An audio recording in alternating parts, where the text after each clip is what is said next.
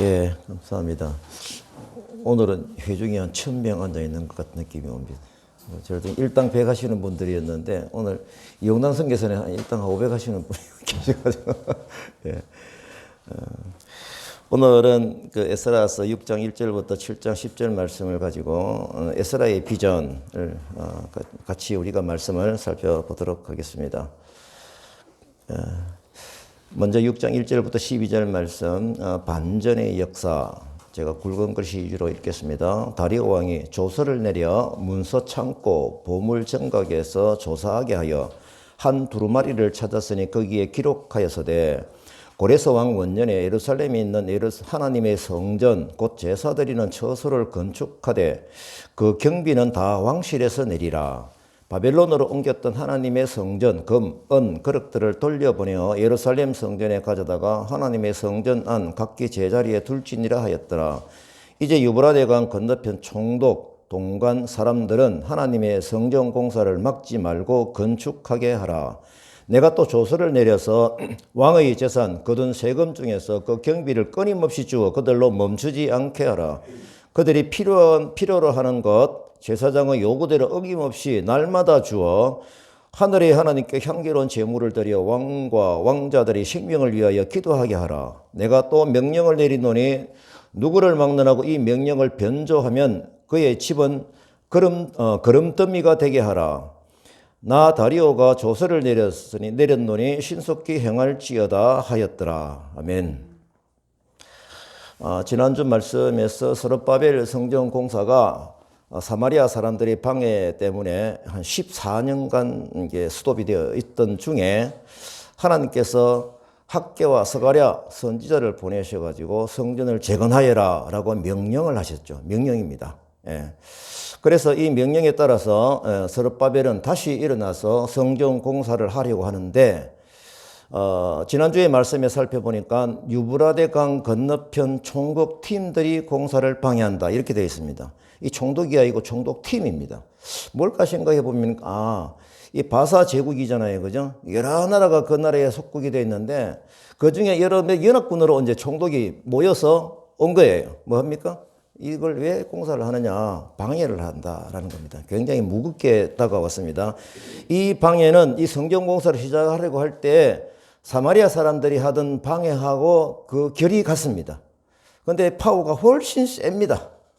또 에스라가 느헤미야 성벽 공사 때에 그 이제 이후에 일어난 것인데 이렇게 방해하던 것을 한번 삽입을 해서 느헤미야 성곽 공사 때도 이렇게 방해했거든 라는 기록을 넣은 것을 우리가 성경을 통해서 봤습니다.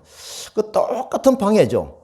그러면 에스라가 이것을 왜 뚜렷하게 야무지게 기록을 해 놓았을까요? 예. 우리 하나님의 거룩한 일이 진행이 될 때는 반드시 사탄이 강력하게 공격을 해 옵니다. 그래서 이 공격하는 메시지를 깨닫고 거기서 넘어지라? 그것이 아니죠. 이런 공격이 있을 때 우리가 어떻게 하나님의 방법으로 하나님께서 회복시켰어서 하나님의 방법이 어떻게 흘러가는지를 목도하며 쳐다보아라. 믿음의 눈으로 보아라는 그 메시지가 여기에 들어있는 것이죠. 사실 사탄은 이 거룩한 일을 그냥 보고 넘어갈 수가 없죠. 이 공문을 보내는 사람들은 유브라데 강 건너편의 총독팀이라고 하니까 이 공문에 이 사람들이 그 방해의 무게감은 굉장합니다. 이들은 조직적으로 방해를 합니다. 이제 총독이니까 어떻게 한다? 그 나라 바사 제국의 왕 다리오 왕에게 공문을 보냅니다. 그렇죠? 얼마나 심각하게 방해를 하고 있습니까? 한편 하나님께서는 학개와 스가랴를 통해서 이걸 잊지 말아야 됩니다. 그 이전에 어떻게 공사를 재개하게 하셨나요? 누가요? 하나님께서요. 이 성전 재건 공사를 하게 하셨기 때문에 이 명령을 드렸기 때문에 시작한 공사가 아닙니까? 이제 우리가 그들의 상황을 한번 살펴보도록 하십시다. 사실은 14년 동안 뭐 손 놓고 있었으니 일을 다시 추스리고 하기에도 큰 용기가 필요하죠. 또한 재정적인 상황도 우리가 한번 생각을 해 보십시다. 처음에는 이 스룹바벨 성전 때는 다리오 왕에 의해서, 다리오 왕이고 뭡니까? 고레스 왕에 의해서 많은 재물을 막 주가지고 왔잖아요. 아마 초기에 이것이 쓰여지기도 하겠지만 또 남았던 재정도 14년 동안 그게 남아있겠습니까? 다시 말하면 재정적인 상황도 엉망일 거다라는 그런 생각을 하게 되죠. 모두 없어졌다고 봐야 됩니다. 근데 지금 엎친 데 덮친 격으로 어떻게 한다? 이 총독 팀들이 와서 지금 방해를 하고 있습니다. 방해를 하고 있는데 이들이 왜 이 공사를 시작하느냐라고 물으니까 자기들이 이전에 고려상에 의해 가지고 이게 하라 해 가지고 돈도 주고 이렇게 해 가지고 공사를 한다라고 하니까 이 사람들이 다리오 왕에게 이것이 사실인지 아닌지를 밝혀 주십시오. 사실을 알고 싶어서 공문을 보낼까요? 아닙니다. 거짓말이 분명할 테니까 이제 이것을 방해할 수 있는 뭡니까? 행정적인 어떤 지침을 가지고 방해를 하겠다라는 뜻이죠. 자, 여기서 우리가 잊지 말아야 될 내용이 하나가 있습니다. 이 공사를 다시 하라고 지시하신 분이 누구신가요? 하나님이라는 것을 잊으면 안 됩니다. 또 그분이 우리 인생의 주인이시고 만왕의 왕이시라는 사실을 잊으면 안 되는 겁니다. 왕이신 하나님께서 뚜렷하게 공사를 하게 하셨잖아요. 그러면 이때 유다 백성들은 어떤 마음으로 이 상황에서 이게 넘어가야 합니까? 어떤 마음으로 기다려야 됩니까? 아마 이런 세 가지 상황을 제가 생각을 해봤습니다. 힘에 눌려가지고 이 스톱된 공사인데 어떻게 우리가 또 다시 할 수 있겠느냐? 저렇게 무서운 사람들이 와서 하는데 그래가지고 한탄을 해야 하는가? 하나님 어찌하여 우리를 이렇게 해가지고 고생을 시킵니까? 이게 1번 답이 되겠죠. 그 다음 2번 답은 어떨까요? 다리오 왕이 이제 공문이 온다라고 기다리니까 공사는 중지가 돼 있죠. 그러면은 다리오 왕이 어떤 응답을 우리한테 보낼까? 이걸 불안한 마음으로, 두려운 마음으로 기다리고 있는 그런 상태가 될 수도 있겠죠. 앞에보다는 조금 나을 수도 있겠습니다. 그러면 또 다른 사람을 한번 생각해 보십시다. 만왕의 왕이신 하나님께서 이 공사를 시작하게 하셨으니 그분이 하게 하시면은 좋은 결이 있을 것이다 라고 기대하는 마음이 있지 않겠습니까? 이것이 이제 3번의 답인데 사실은 이게 말하기는 쉽지만은 고개를 끄덕거리기 쉽지만은 실제로 그 자리 현장에 있다고 그러면 이 마음을 가지기가 쉽지 않습니다. 예. 저는 그렇게 생각이 됩니다. 제 같은 경우도. 예. 불안하고. 자, 이제 우리가 다시 한 번 더 기억해야 될 것이 있습니다. 우리가 의지를 가려서 믿음의 길에 들어가기 위해서 이 공사를 하게 하신 분은 하나님. 그래서 이 과정에 다가온 문제가 우리의 왕이신 하나님보다 크냐 적으냐 이걸 보시면 되는 거예요. 그러면 유브라데강 건너편에 총독팀이 왔다 하더라도 그들이 하나님보다 큽니까? 그렇지 않죠. 또 아무리 제국 바사 왕의 왕이다 하지만은 제국의 왕이다 하지만은 그 왕이 하나님보다 크냐 이겁니다. 자, 이 질문은 우리가 하나님께 따지기 위해서 하는 것이 아니고 하나님의 대책을 기다리는 믿음의 눈을 가지기 위해서 이것을 생각해 보자라고 하는 것입니다. 제가 이 지금의 심각한 상황을 일주일 전에 제가 말씀을 드렸는데 잊어버렸을까 해서 다시 한 번 더 이 심각한 상황이 어떻게 진행이 되는지 그들이 보낸 공문 내용을 다시 한 번 더 확인하겠습니다. 에스라 5장 6절부터 17절 내용인데 그게 요점 정리하면 이거거든요. 다리오 왕은 평안하옵소서. 우리가 유다도에 가본 적 공사가 형통하옵기에 우리가 누가 너희에게 명령하여 이 성전을 건축하게 마치라고 하였느냐 하고 물은 적 그들이 말하는데 고레스 왕이 조서를 내려가지고 이 성전을 다시 건축하게 하였는데 지금까지 건축하여는 아직도 마치지 못하였다 하였사오니 지금까지는 14년 이상 걸리니까 얼마나 기간이 많이 지났습니까? 이제 왕께서 조사하사 과연 고레스 왕의 조서를 내려 하나님의 이 성전을 예루살렘에 다시 건축하라 하셨는지 보시고 왕은 이 일에 대해서 우리에게 보이소서 응답을 주셔서 공문을 기다립니다. 이거였죠. 이 공문 때문에 당시 바사제국 다리오 왕은 공문을 받았기 때문에 이 무게감이 있잖아요. 그래서 부하를 시켜가지고 문서 창고를 뒤집니다. 요즘 같으면 청와대 기록물이 되겠죠. 그때 보니까 약 한 23년쯤 지난 것 같아요. 23년 전에 그 공문 그 한 두루마리기를 찾아서 읽어보니까 세상에 어떤 내용이 있습니까? 고레스 왕이 건축하게 한 내용과 또 그 경비를 왕실에서 감당한 내용을 확인을 하는 것이죠. 이에 다리오 왕은 할아버지잖아요. 맞죠? 그죠? 할아버지 고레스 왕의 뜻을 받들어서 이제 6절부터의 내용으로 그들에게 어명을 내립니다. 어떤 일입니까? 하나님의 성전 짓는 일을 가만히 두어라. 하나님의 집을 짓는 경비는 왕실의 것으로 충당하되 재원은 강 건너편 지방의 세금에서 충당하여라. 공격하러 온 사람들은 세금 보내지 말고 그것을 바로 주라 이 말이죠. 제사장들이 요청하는 대로 번제물로 드릴 필요한 것은 무엇이든지 날마다 빠짐없이 주도록 하라. 이게 누구에게 얘기한 걸까요? 지금 이제 공격하러 온 총독팀에게 하는 거예요. 하나님이 기뻐하시는 제물을 드리고 왕과 왕자들의 안위를 위해 기도하게 하라. 나 다리오가 칙령을 내리니 즉각 수행하더라. 신나죠? 자, 이 기적 같은 반전을 이래가지고 다리오 왕은 고레스 왕의 방법으로 후원을 하죠. 우리의 왕이신 하나님 방법 멋지지 않습니까? 이 역사를 듣는 지금 나는 이제 어떤 반응을 가지느냐 이겁니다. 이 기록을 내가 대충 보니까 BC 한 515년에 완공이 됐으니까 뭐 5년 공기가 뒤에 있다고 보고 한 510년경에 고전이잖아요. 그럼 고전 속에 있었던 그 먼 옛날의 하나님이냐 이겁니다. 아니면 지금도 살아계셔서 나의 인생에서 이 방법으로 지금도 관찰하고 보고 계시는 뚜렷하게 보고 계셔서 하나님의 역사를 우리를 통해서 이루어 가시는 하나님이신가? 내가 그것을 믿고 있는가? 이것을 한번 생각해 보자는 겁니다. 제가 말씀을 준비하면서 최근에 이제 제 경우를 말씀을 드려야 되니까 최근에 일어난 저희 타카센터 건축을 쭉 한번 정리를 해본 거예요. 이와 같은 방법으로 하나님의 방법이 진행되었음을 제가 증언으로 고백을 하고 싶습니다. 어떻게 보면 우리 다카센터, 지금의 다카센터, 이전의 다카 그 교회하고 비교를 제가 해보는 거예요. 너무나도 다른 위치에, 너무나도 다른 볼륨으로 이렇게 와 앉아 있는 겁니다. 이 센터 주변으로 보니까 외국인들하고 접촉점이 너무 좋아요. 최적의 장소에 우리 건물이 들어있다라는 것을 확인합니다. 또한 다음 세대에 선교 동원을 할 수 있는 그런 어떤 그 지혜가 왔습니다. 이 수령관 건물로서 손색이 없는 거예요. 지금까지 제가 뭐 예약 들어온 것 지금 많이 있습니다. 지금 오셨고요. 또 이제 또 오실 거고요.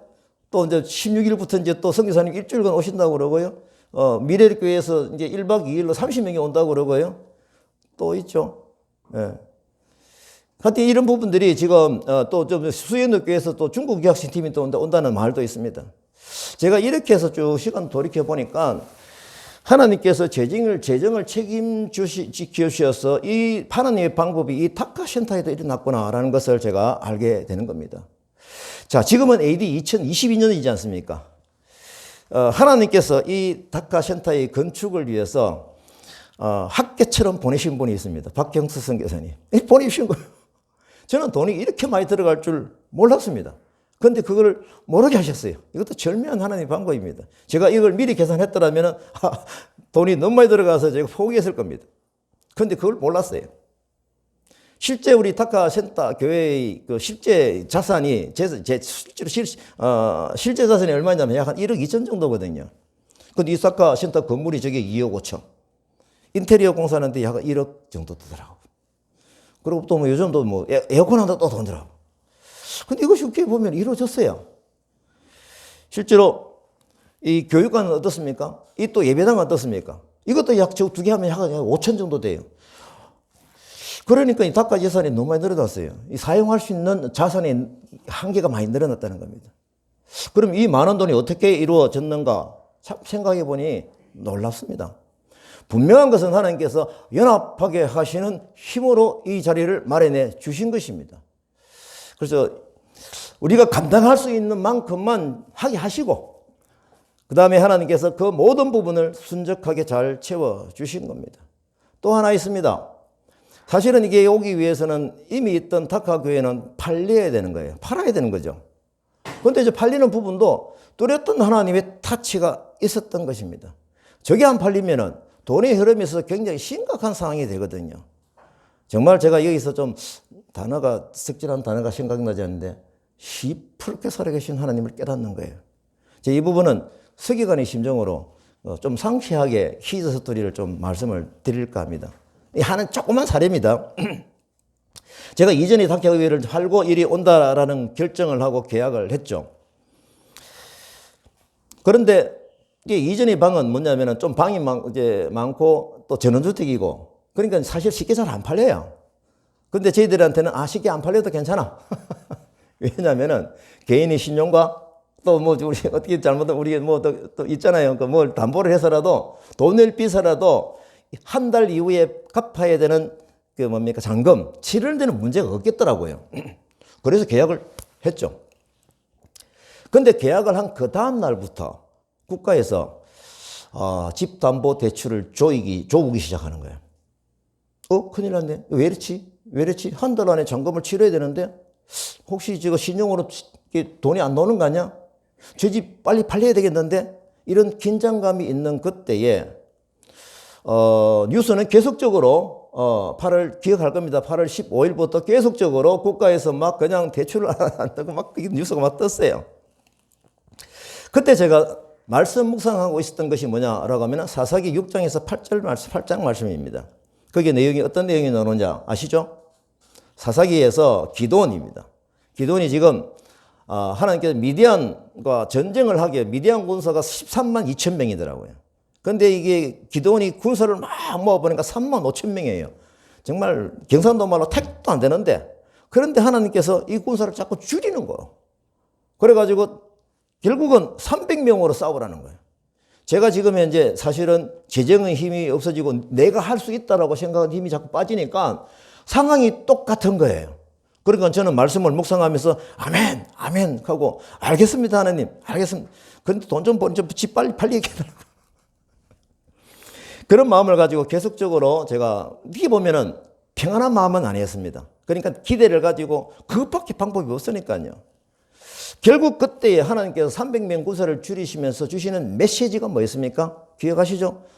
이는 이스라엘이 나를 거슬려 스스로 자랑하기를 내 손이 나를 구원하였다 할까 함이로다. 무슨 말입니까? 이건 내가 한 거야? 너가 한 게 아니야? 그러니까 우리 힘을 확 줄이는 거예요. 제 상황이 똑같은 거예요. 하나님 알겠습니다. 이 일이 이루어지면 하나님 하신 대로 제가 분명히 고백하겠습니다. 제가 실시간으로 말씀을 묵상하면서 아멘, 아멘 하며 따라갔죠. 20일 날 아침 조금 답답한 심정으로 기도를 하는데 안 되겠다. 며칠 동안 제가 정리했던 거 다시 읽었습니다. 하나님 알겠습니다. 하나님 알겠습니다. 이걸 보고 있는데 아내가 평소에 안 하던, 한 번도 안 해봤, 거의 안 했는데요. 갑자기 인터넷 뉴스를 들고 나오는 거예요. 여보, 큰일 났어.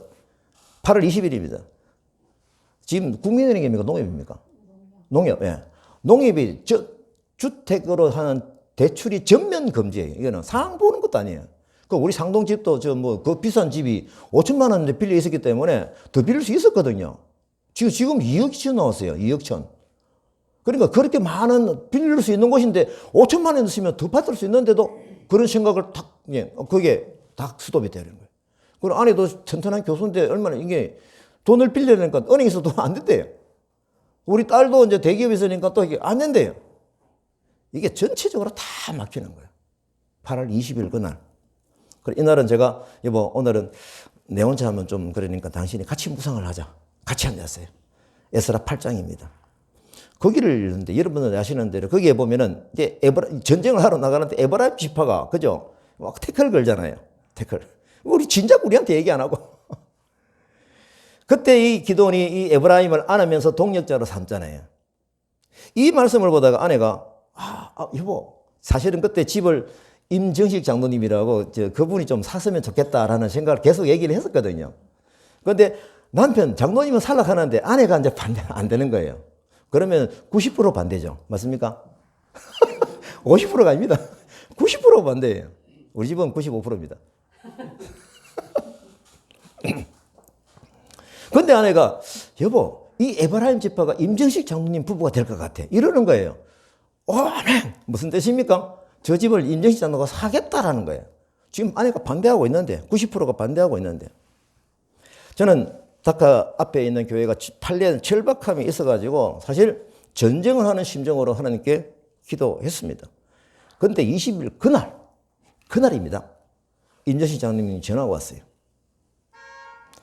할렐루야! 그 집을 사기로 했습니다.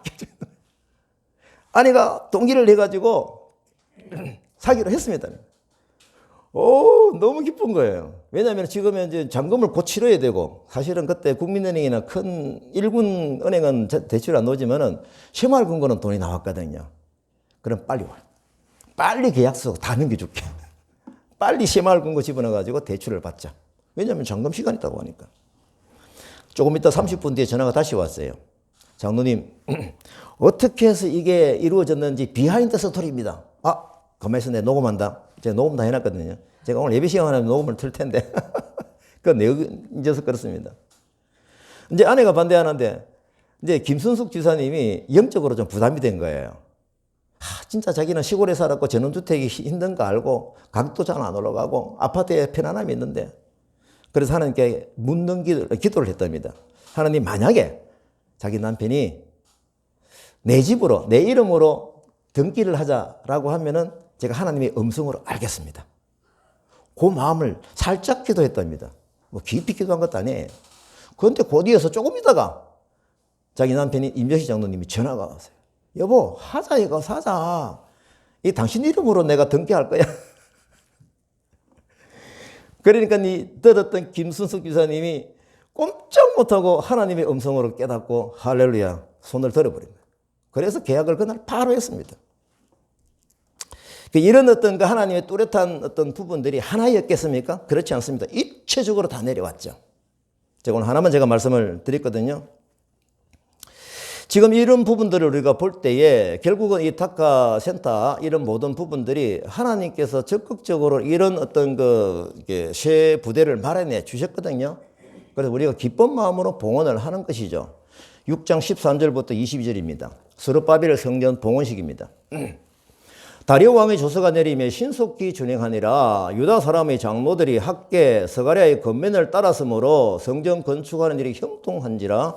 다리오 왕 제6년 아달월 3일 성전 일을 끝내니라. 끝낸 과정은 아시겠죠? 예. 이스라엘 자손과 제사장들과 레위 사람들과 기타 사로잡혔던 자의 자손이 성전 봉헌식을 행하니 수소, 순양, 어린 양 드리고 또 이스라엘 지파의 수를 따라 순염소 12마리로 속죄제를 드리고 제사장 레위 사람들을 그 차례로 서순차례로 세워 하나님을 섬기게 하되, 첫째 달 14일에 유월절을 지키되 유월절 양을 잡으니 이스라엘 자손과 이방 사람의 이스라엘 사람들에게 속하여 여호와를 찾는 사람들이 다 먹고 이래 동안 무교제를 지켰으니 이는 여호와께서 성전 건축하는 손을 힘있게 하도록 하였음이더라. 드디어 이제 스룹바벨 성전 공사가 완성이 되어가지고 봉헌을 하게 되죠. 기억하십니까? 이 기초가 놓여질 때의 반응 백성들이 어땠었나요? 20년 걸렸죠. 20년 전에 기초가 놓일 때에 백성들은 너무 기뻐가지고 함성을 지르잖아요. 단순히 건축만의 문제가 아니죠. 하나님께 70년 만에 회복시켜준다는 것이, 회복이 일어나는 것을 너무 감격하는 거예요. 지도자들은 좀 다릅니다. 지도자들은 이건 감동이 훨씬 큰 거예요. 거기서 끄끄 웁니다. 통곡하며 웁니다. 이게 막 스토리로 들렸던 그 준공식했던 20년 전에 그 성전이 지금 이제 완공이 된 것입니다. 중단되었던 성전 공사가 봉헌으로 이루어지기까지 돌이켜보니까 하나님의 터치가 선명하게 보이는 것이죠. 하나님께서 전령을 보내신 예언자 학계와 스가랴의 예언에 힘입어서 성전 건축이 성공적으로 되었지 않습니까? 또 하나님께서 이방 나라이지만 이방 나라의 왕 고레스와 다리오 왕을 움직이셔가지고 법적으로 재정적으로 완벽하게 독재해서 성전 공사가 완공이 된 것입니다. 이걸 볼 때 하나님께서는 열방의 하나님이구나. 이방 나라의 왕들도 움직이시는 하나님. 이 역사를 아는 이스라엘 백성들은 성전 공사를 이루게 하신 하나님께 제물을 바쳐서 봉헌 예배를 감사로 드리죠. 그리고 성전 건축 과정에서 출애굽하게 하신 하나님의 역사를 다시 돌아봅니다. 똑같다, 결이 같다는 거죠. 그 과정이 같은 거예요. 그래서 뭘 합니까? 유월절 절기를 회복하는 겁니다. 이 절기는 뭘까요? 왜 하게 하실까요? 다음 세대를 위함이죠.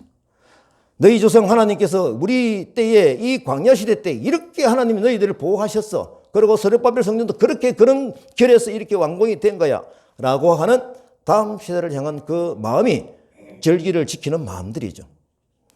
우리의 삶에 있어서도 이런 하나님의 역사가 실시간으로 진행되고 있음을 깨닫습니다.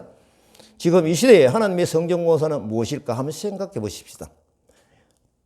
한 영혼이 하나님의 성전이라고 하셨죠. 맞습니까? 예. 한 영혼이 하나님의, 제가 이걸 메모를 하다가 그렇구나. 지금 우리는 어떤 성전? 한 영혼, 사만다가 여기 앉아있는데 한 영혼이 하나님의 성전인 거예요. 굉장히 가치가 있는 것이죠.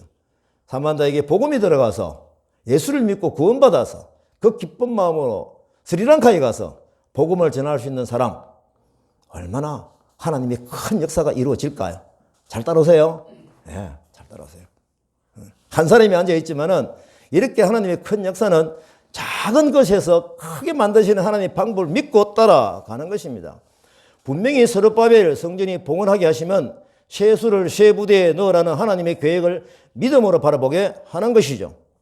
이제 저희들은 분명하게 세 부대를 주셨죠.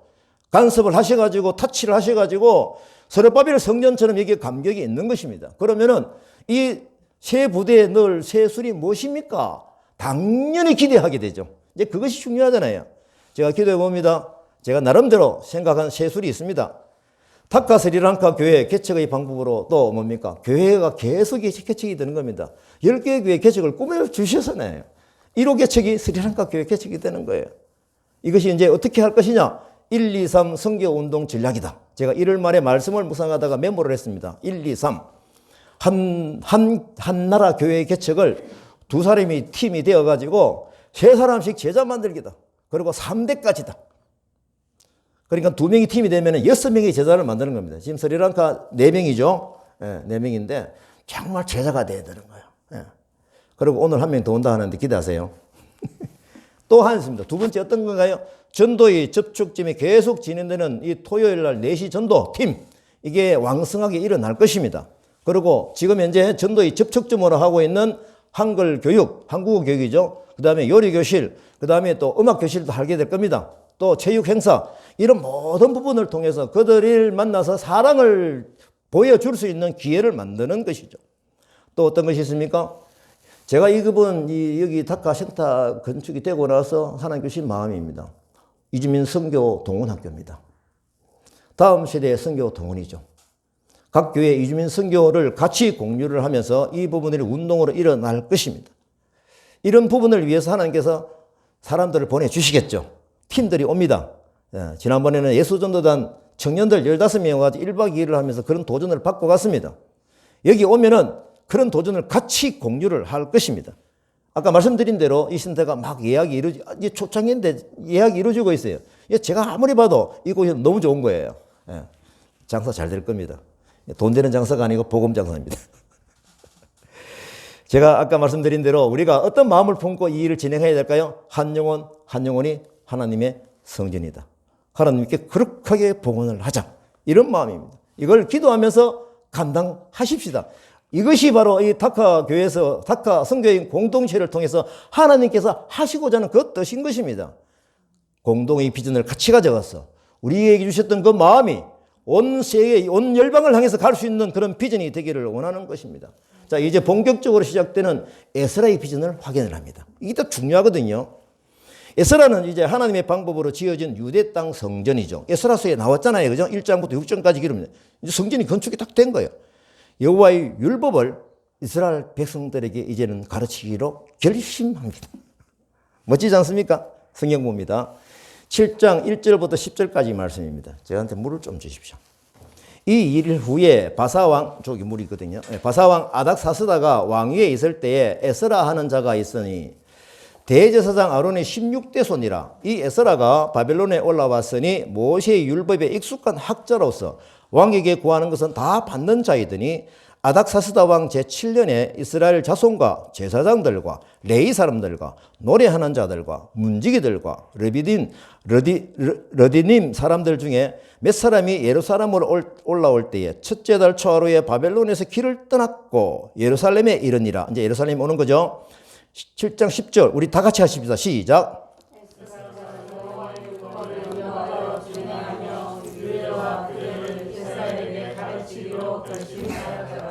제가 봐도 참 물 마시는 타이밍이 기가 차게 잡습니다. 역사는 왕의 역사죠. 맞습니까? 7장부터 보게 되면 우리가 유심히 좀 보셔야 되거든요. 이 아닥사스다 왕이잖아요. 그죠? 근데 에스라는 아닥사스다 왕 때의 사람인 거예요. 근데 에스라가 지금 왕의 기록표 그 다음에 이거 잘 보십시오. 지금 1장부터 6장까지 보면은 고레스 얘기가 나오다가 또 다리오 왕이 툭 튀어나왔어요. 그죠? 예. 근데 지금 에스라는 지금 어느 시대 사람입니까? 아닥사스다 때 왕인 사람인 거예요. 지금 7장부터 보니까 비로소 에스라가 자기 자신을 소개를 합니다. 아하, 이게 뭐예요? 제가 이제 성경 읽기 전에 공부하면서 하는 거예요. 아, 1장부터 6장까지는 과거 기록이구나. 그거예요. 예, 과거 기록. 근데 왕을 알면은 참 쉬워요. 그래서 이 1장부터 6장까지의 큰 주제가 뭐였나요? 하나님께서 약속해 주신 대로 성전이 완성이 되어 있구나라는 것을 확인을 한 것이죠. 누가요?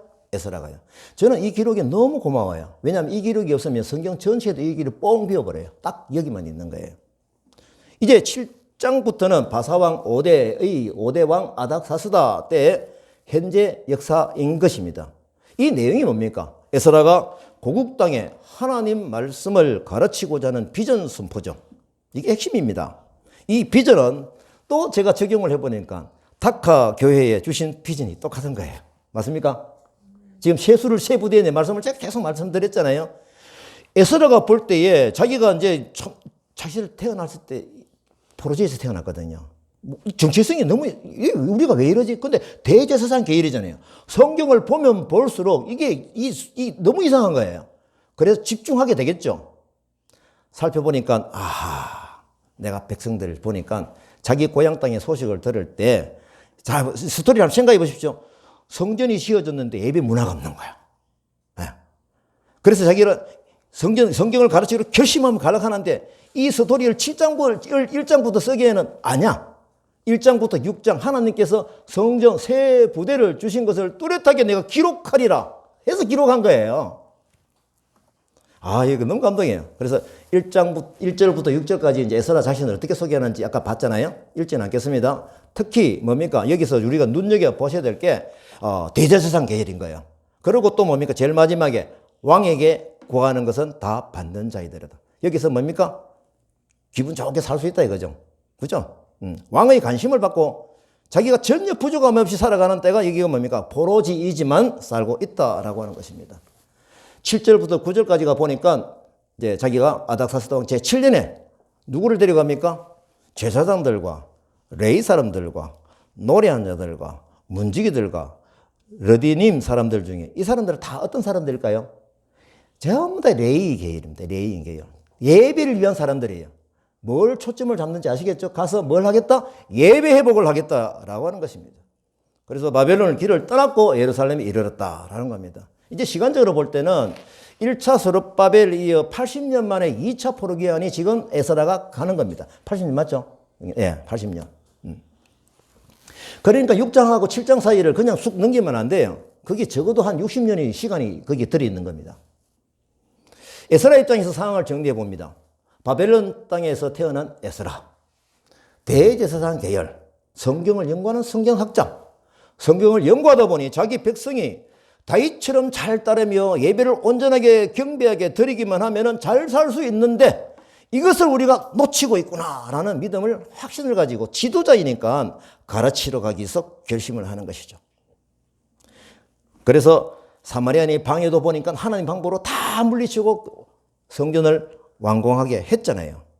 이제 온전한 예배 문화가 필요하다. 내가 가리라.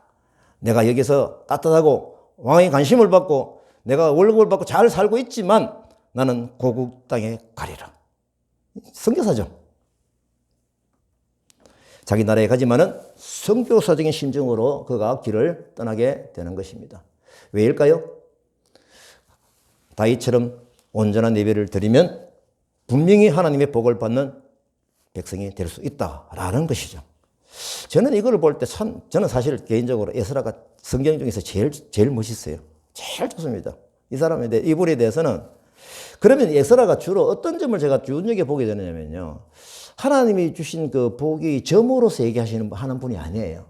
어떻게 한다? 선으로 얘기하는 분이더라고요. 선으로. 그러니까 성전 이전에 건축되었던 것을 뚜렷하게 6장까지 할애해서 기록을 했잖아요. 그리고 그 축복의 선상에 이어져 가게 하기 위해서 그가 고국 땅에 가는 것이죠. 백성들이 하나님의 백성의 정체성을 세우고 뚜렷하게 교육을 하고 싶어서 가는 거잖아요. 오늘 이 주제하고는 상관없는데 에스라가 가서 백성들에게 가르치고자 하는 그 성경 교재가 뭐냐라고 하면은 역대상, 역대하거든요. 그거잖아요. 거기 가서 그걸 이제 왜 할까요? 백성들을 교육하기 위해서 기록을 하는데 제가 거기서 눈여겨보는 점이 있습니다. 역대상 제일 먼저 시작이 어디서 시작이 됩니까? 누구로 시작이 됩니까? 아담부터 시작이 됩니다. 맞습니까? 세상에 지금 요즘 성경 읽기 하는데 8장까지가 그냥 사람 이름만 계속 나와요. 왜 이렇게 기록을 했을까? 읽으면 사실 지겹거든요. 어떻게 보면요. 왜 기록을 했을까요? 8장까지. 하나님의 축복의 역사는 선으로 이어지는 거야. 그러면 선의 시작이 어디서부터 시작이 됐지? 하나님께서 인간을 만드신 아담 때부터잖아. 맞죠? 그래서 선을 쭉 연결하는 거예요. 저는 이게 지금도 제가 말을 들으면서도 막 전율이 오는 거예요. 에스라의 보는 관점. 너무너무 중요한 거예요. 그래서 우리가 10절 말씀, 그죠? 비전. 에스라가 여호와의 율법을 연구하고 준행하며 율례와 규례를 이스라엘에게 가르치기로 결심하였더라. 네. 에스라는 비록 지금 이국 땅이긴 하지만 참 신분도 높고 참 왕의 힘을 받고 잘 살 수 있는데 왜 갈까? 이제 비전의 힘이죠. 제가 이제 마지막으로 저도 됐네. 저도 이제 이런 느낌을 하나 가지는 내용이 하나가 있었거든요. 2016년도 4월 달에 이게 주물단지가 들어온다는 얘기를 듣고 하나님께서 주물단지 앞에 교회를 개척하라 라는 뜻을 주셨어요. 말씀도 주시고 해가지고 하나님의 음성을 듣고 제가 아멘 하고 그래서 부산대 중국 유학생 사역은 이제 그렇게 이양을 하고 이렇게 계속 땅 밟기 하면서 찾았습니다. 4월 달에 비전을 봤는데 이 비전이 이거 공유를 해야 된다 해서 6월 달에는 밀양 선교협의회 목사님들에게 가서 말씀을 드렸죠. 밀양, 우리가 살고 있는 밀양 땅에 주물단지가 들어옵니다. 하나님께서 주물단지 앞에 애구인 교회를 개척하라 하시는데 저희 부부가 떠납니다. 이제 저는 밀양 선교회계 장로 사임합니다. 밀양 지역의 장로를 하신 거예요. 연합의 그림을, 밑그림을 그리는 거죠. 그리고 연합서 비전을 받은 지 4개월째 8월 9일 날 아직 땅도 없고 땅 밟기 기도하고 있는데 이 비전의 힘이 너무 큰 거예요. 그러면은 제가 성경을 볼 때 뚜렷하게 기억하는 창세기 12장이 기억이 나더라고. 그렇죠? 맞잖아요. 아브라함에게 땅 여기 있으면 땅 가라. 이게 보여줄 땅으로 가라 했잖아요. 비전을 주셨잖아요. 75세 때에. 아브라함이 떠났던 12장, 창세기 12장의 느낌이 확 오는 거예요. 그러면 우리가 성경을 볼 때 12장부터 뚜렷하게 이스라엘 역사를 보는 마음이 있듯이 지금 내가 실시간으로 이 시간 2016년도 8월 9일입니다. 이때 제가 비전 선포 감사 예배를 하리라. 네. 8월 9일 날 비전 4개월째에 밀양 선교회 주관으로 해서 다음 사진요. 이렇게 해서 하나님께 비전 선포 감사 예배를 드렸던 것입니다. 제가 참 한 것 중에서 참 이쁘게 잘한 것 같아요. 하나님의 칭찬이 기대가 됩니다. 이게 얼마나 좋아요. 여기 오신 분 중에서 보면 보통 상식적으로 땅 사놔놓고 건물 있는 데서 우리를 오라 뭐 할 줄 알았을 때 착 예를 들어서 뭐 이제 완공 감사 예배 그죠?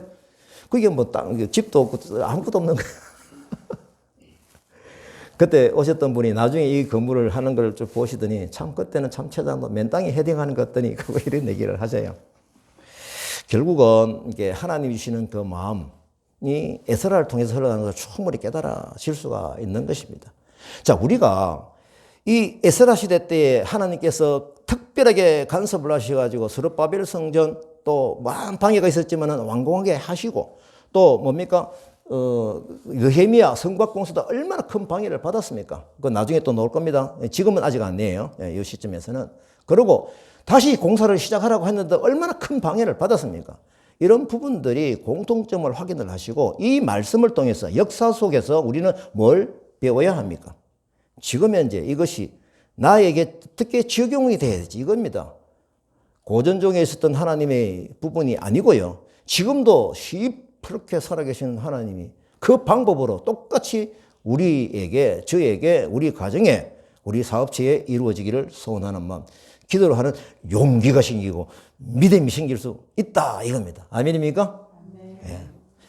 감사합니다. 이제 우리 기도합니다. 기도하는데 계속적으로